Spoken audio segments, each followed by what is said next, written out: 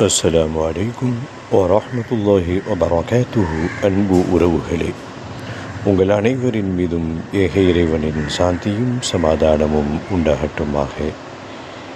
இன்றைய கடமையான ஃபஜ்ர் தொழுகையை ஜமாத்துடன் உள்ள தூய்மையுடன் இஹ்லாசுடன் நீங்கள் நிறைவேற்றியிருப்பீர்கள். உங்கள் குடும்பத்தினரும் நிறைவேற்றியிருப்பார்கள். அல்ஹம்துலில்லாஹ். நானும் ஃபஜ்ர் தொழுகையை ஜமாத்துடன் நிறைவேற்றியிருக்கிறேன். என் குடும்பத்தினரும் நிறைவேற்றியிருக்கிறார்கள் என்ற நிலையில் உள்ளவர்களா நீங்கள்? அனுதினமும் இப்படி சுழற்சி முறையிலே ஒவ்வொரு நாளும் இறை வழிபாட்டோடு உங்கள் நாளும் உங்கள் குடும்பத்தினருடைய நாளும் துவங்குகிறதா என்பதை ஆய்வு செய்து கொள்ளுங்கள்.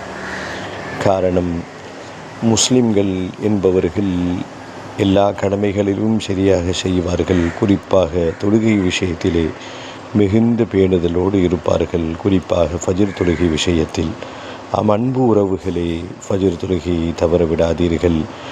என்றைய ஃபஜ்ர் தொழுகை நீங்கள் தவற விட்டு விடுகிறீர்களோ அந்த நாள் உங்களுக்கு கை சேதமானது. அப்படி தவறிவிட்டுவிட்ட அந்த நாளை நினைத்து நீங்கள் வருந்துகிறீர்களா? இது போன்ற சிந்தனைகள், இது போன்ற ஒரு நிலைப்பாடுகள் உங்கள் உள்ளத்தில் எழுகிறதா என்பதையெல்லாம் ஆய்வு செய்து கொள்ளுங்கள்.